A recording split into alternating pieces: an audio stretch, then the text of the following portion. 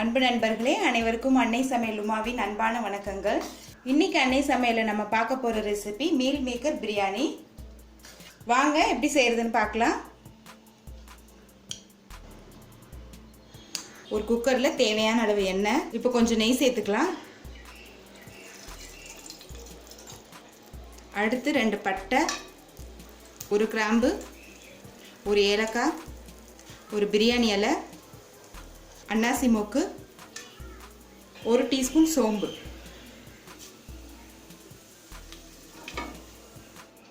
அடுத்தது கொஞ்சம் முந்திரி சேர்த்துக்கலாம்.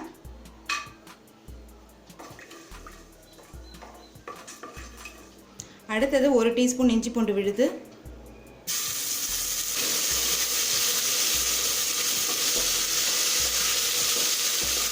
அடுத்தது கொஞ்சம் புதினா சேர்த்துக்கலாம்.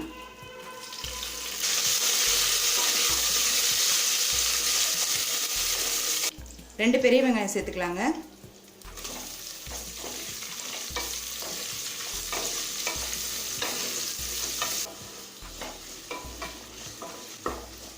ரெண்டு பச்சை மிளகாய் சேர்த்துக்கலாம்.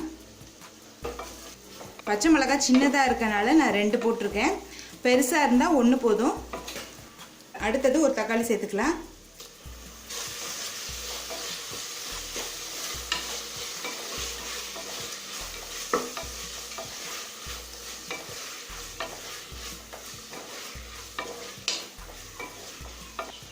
தேவையான அளவு உப்பு.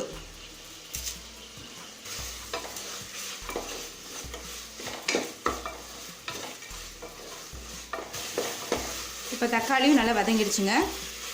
அடுத்தது கொஞ்சம் மஞ்சள் தூள், 2 டீஸ்பூன் மிளகாய் தூள்.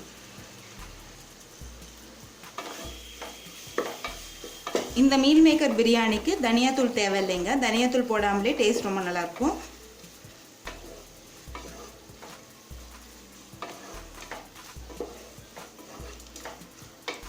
ஒரு நிமிஷம் வரைக்கும் நல்லா வதக்கிக்கலாம்.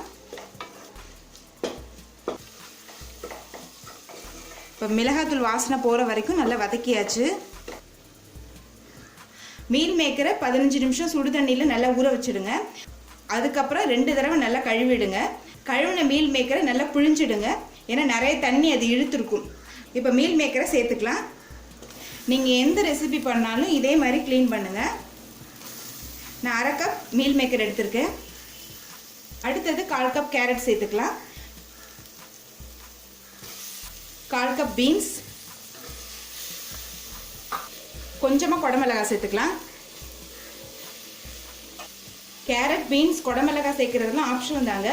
விருப்பப்பட்டால் சேர்த்துக்கலாம், இல்லைன்னா வேண்டாம். இப்போ இதை நல்லா வதக்கிக்கலாம்.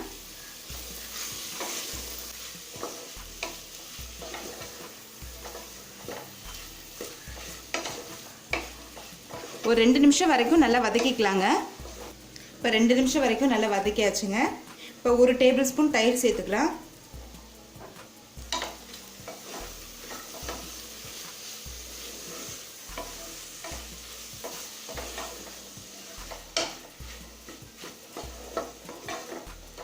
இப்போ அடுத்தது தண்ணி சேர்த்துக்கலாங்க. நான் 1 கப் அரிசி எடுத்திருக்கேன், அதனால் 2 கப் தண்ணி சேர்க்குறேன்.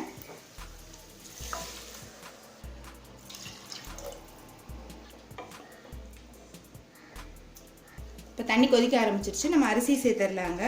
பாசுமதி அரிசி 20 நிமிஷம் நல்லா ஊற வச்சு சேர்த்துக்கோங்க. நான் பாசுமதி அரிசி எடுத்திருக்கேன். நீங்கள் விருப்பப்பட்டீங்கன்னா எந்த அரிசி வேணால் யூஸ் பண்ணிக்கலாம்.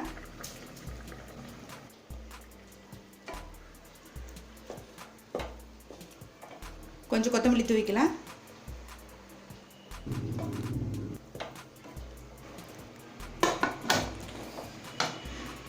இப்போ மூடி போட்டு குக்கர்லேருந்து 2 விசில் வந்தோடனே இறக்கி வச்சிடலாங்க.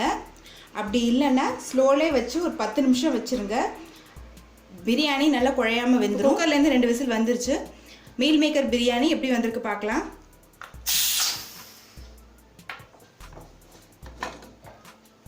இப்போ இறக்க போகிறதுக்கு முன்னாடி கொஞ்சம் நெய் சேர்த்துக்கலாம். கொஞ்சம் கொத்தமல்லி சேர்த்துக்கலாம்.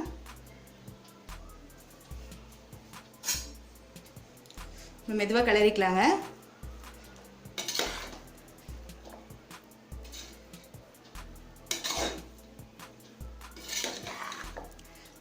அரிசி உடையாத மாதிரி மெதுவாக கிளறிடுங்க.